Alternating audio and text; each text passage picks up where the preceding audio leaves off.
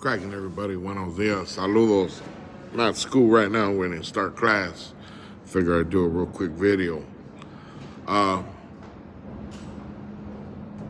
most of you that know me, know that if I say something, it's usually the truth. Whether people want to believe it or not, it's something else. But I brought a receipt, and that's on the head of this video, the screenshot of it. There were some numbers that were posted talking about the election. So I'm not going to talk about who was right to win, who's right, who's wrong. I'm not going to do that. What I am bringing to the table is there's a false narrative being pushed that Chicanos footed the bill for Trump to get in office. Well, that's not necessarily true. And the main media, they portray Chicanos and Raza as Latinos. We're not Latinos, but we're thrown into that bracket, that name. And what happened is it gives you the breakdown on who voted for who, and not necessarily why, just who voted for who and why it's like that. What groups are the ones that decided they were going to go red and versus the ones that went blue. Now, Mexicanos, Chicanos are the biggest group from these numbers. You'll see the chart. It says we are the biggest group, and out of that group, there was more Venezuelans, Cubans, and Central Americans that voted for Trump, that were all thrown into the Latino bracket, were more voted for Trump than the Mexicanos or Chicanos. And it reflects that in this chart, right? So the only reason I'm bringing this up, and I'm not behind Trump, so relax, Trumpers. It's about what I said. People tend to want to justify their vote to people.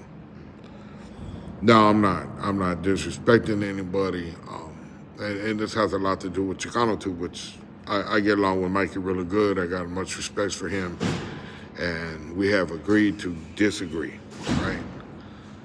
But I wanted to show the numbers so that it reflects that people do see the truth, that it's not just something I'm just barking about, right? And Mikey has said it previously before that he wasn't voting on a raza issue. He wasn't voting for Mexicanos and Chicanos. He was voting for his pocketbook. And that's something that we can't forget. Some people, and if it's for his pocketbook, by all means, handle your business. That's good. You know what I mean? That's who you vote for. You vote for what's best for you. But the narrative about, well, Chicanos this, no, that's not true. These numbers reflect that. And that's the only reason I'm speaking on it, is because us as Raza, Chicanos, a lot of us depend on our income tax our income tax checks at the end of the year. A lot of us look at it as if it's a savings account, right? That we get cashed out every year. Under Trump's administration, you're not going to get a check. You're not going to get income tax checks back.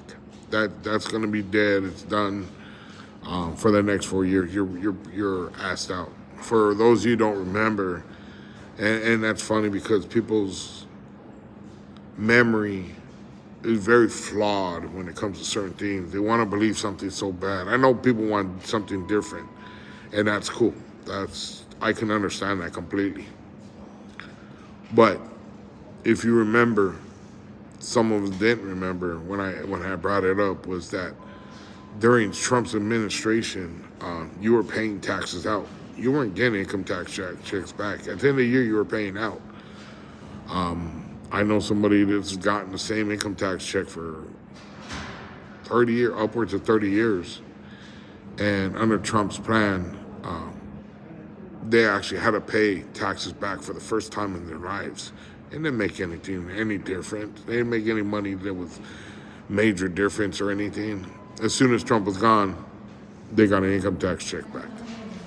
So that has a lot to do with things, and this is why I speak on things like this, because Raza needs, and I'm not carrying them, well, I shouldn't say Raza. People need to remember that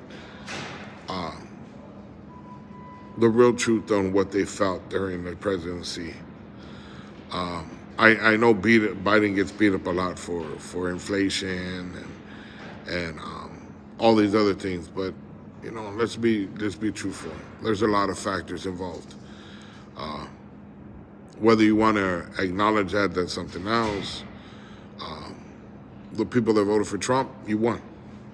Can't dispute that. You guys won over. You guys over well performed very well, and you got what you wanted in the office. You got the office that you wanted. You got the Senate that you wanted. There is no more excuses. There's a saying that says, usually when it's too good to sound true, it probably is. And that's what I kind of look at things the way they are. Like I said, I didn't vote for Trump. I voted against him. I didn't really vote for Kamala. But she was against him. She was the only other option we had. And unfortunately, that was an option that we didn't really want. But that's what we got. So like I said, I'm not trying to tell anybody how to vote or how to feel. It's just, you guys won.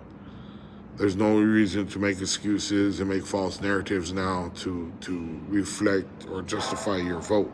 You voted the way you voted because you wanted to vote like that, and that's the way it should be, period. No excuses, no trying to justify it later on, and we're going to see where it goes. Have a blessed one, you guys.